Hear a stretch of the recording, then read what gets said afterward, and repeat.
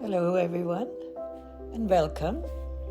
I'm Juhli Leman and I'm very glad you're here as we kick off this journey together, which will be a wonderful journey of self-discovery. It is the start of a podcast that will lead you into discovering so much more about yourself, which you never dreamed of finding out. This podcast is my way of sharing with you what I have already learned. It is about how we can all reach the mental state we truly desire. I've shared this material before in a community setting, and the response was good. So I thought, why not bring it to a wider audience? Much of what you will learn in this series connects deeply with what psychology has already confirmed. But we also dive into the whys behind it all. Why we think the way we do, why we react a certain way, and how we can shift these patterns so that steer us into wrong directions. We will break everything down into 8 short, digestible episodes. It is easier for us to follow.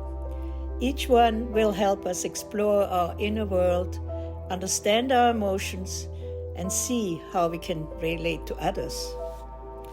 We will take it slow and intentional, so you have time to absorb, reflect, and grow.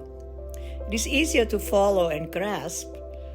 A slower pace is better for learning the material and to keep it. So, let's begin the journey together. Happy learning and welcome aboard. Before we start, there is the course outline. It has 8 segments and they go as follows. Class 1. Understanding our thoughts and feelings. Then we go to Class 2. This is more about feelings and emotions, the difference between hurt and good feelings. Then to move on to Class 3, mastering our emotions, managing the unpleasant emotions at first. Class 4, identifying triggers and reactions, understanding the harm to ourselves. Then Class 5, we're exploring the inner voices and ourselves, recognizing our inner child. Class 6, mental wellness strategies for a balanced mind. Those are coping strategies for the stressors in our lives. Class 7, building meaningful connections, perceiving humanity. Class 8, it's trusting ourselves and learning to love ourselves. It's also the ending of our course. It is a summary of all we have been speaking about. Let's begin our learning journey. We are diving into something that touches all of us at one point or another. It is about feeling stuck, feeling like we want to be in a better place mentally, but just can't seem to get there. Yes, it's like we know we want to feel better, but we don't always know what's in the way or how to begin. That's where we begin, by understanding that the first step to mental wellness is awareness, especially of how we think. We want to change how we feel. We have to examine the way we habitually think. Let's start by asking, what is habitual thinking? It's the automatic mental patterns we follow day in and day out. How we plan, how we react, and just how we talk to ourselves. Often, we don't realize that these patterns are shaping our entire emotional landscape. It's true. We go through our routines. We have work and responsibilities, even rest, without really stopping to notice how our inner voice is directing the experience. We suddenly get an urge to do something and we just do it, many times not being fully aware why we do what we do. And there's something key. How do we feel now? Yes, we have now discovered something. Our thoughts do create our feelings. This is well supported in psychology, and we are also finding things new for ourselves. The way we think influences how we feel. If we want to reach a better mental state, at first, it's to look within our own stream of thoughts. Now we get to our self-inquiries and reflection. Some questions to reflect on are, do these thoughts always come the same way? Do they flow fast or slow and steady?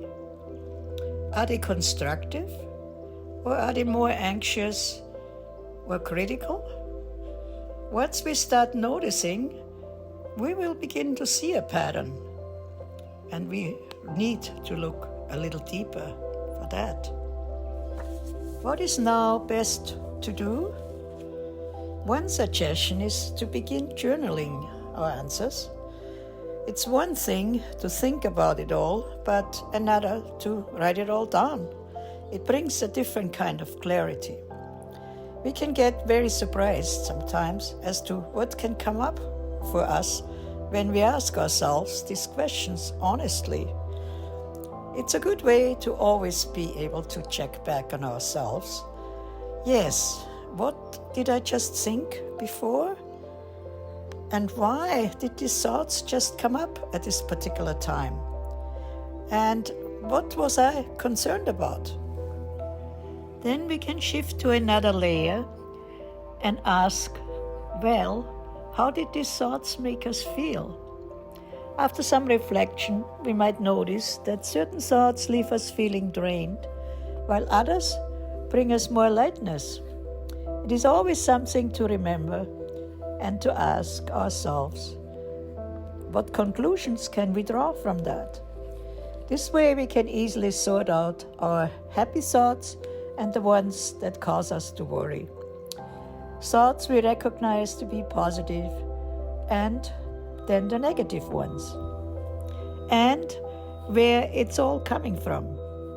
When we trace our moods and feelings back to our thoughts and events that have triggered them, then we can reclaim some control. We can work through these feelings and recognize them. They help us determine our mindset, and we can readily attend to these moods and feelings as we must. Negative emotions like sadness, anger, and anxiety are valid. They have been created by something we got to understand through our thinking. So it is necessary to attend to these feelings. They don't just go away. We may suppress them or pretend that they are not there, but they will stay in our system, in our body. So we need to acknowledge again that something is not right the way we feel. Now that we realize that we may have these acknowledged feelings in our body, what will they do? They will be our stored emotions staying in our body. But these stored emotions will show up later. They can at any time. Sometimes they would show as physical tension, as stress, but often as triggers and even illness. The body will always remember what the mind tries to forget. We now know that we must clear ourselves of this burden. We have learned something very important. To talk a little more about our feelings. When we carry emotional states like sadness, anger, anxiety, without realizing how deeply they are tied to our unexamined thoughts or past experiences, we need to understand our feelings more. We will have trouble recognizing where these sad feelings come from, because when they show up, they will take over our mental states and have moods, and we may just accept them as having a bad day. By allowing ourselves to feel, we are healing, but we may need a release from our pent-up and stuck feelings. But there are many ways we can release them. The best is, well, just to cry, so we can melt in mind and body. But feeling vulnerable does not mean that we are weak. It just means we are real and human. It gives us more strength, contrary to our general assumptions. We do not lose power, but gain it. Now we can move on, because the path forward is always to notice what is important to us. There is awareness, to always notice our thoughts. Then we have reflection. These thoughts affect our feelings and emotions. And then acknowledgement. Better say yes, this is how I feel now. Then self-care. We need to soothe our emotional injuries, the same as we care for our physical wounds. We now know our thoughts, feelings, and emotions are part of us and determine who we are. We all deserve to live in a state of ease. The more we understand our inner world, the more we are able to move toward a state of peace, where we can gain clarity and wellness, which is our goal. But we must remember that it is a process. We are not fixing ourselves overnight, but we are getting to know ourselves with curiosity, patience, and compassion. If today's episode resonated with you, then after this segment of the podcast, you can practice sitting somewhere quietly and reflect, and keep noting every discovery about yourself and digest it, and maybe share it when you feel ready with someone you trust. Take care and keep listening inward. Thank you for joining us today. In the next episode, we will talk more about our feelings and emotions, because there's still so much to learn. Our emotions are our main drives, and they determine who we are and how we behave. So, see you soon. Thank you.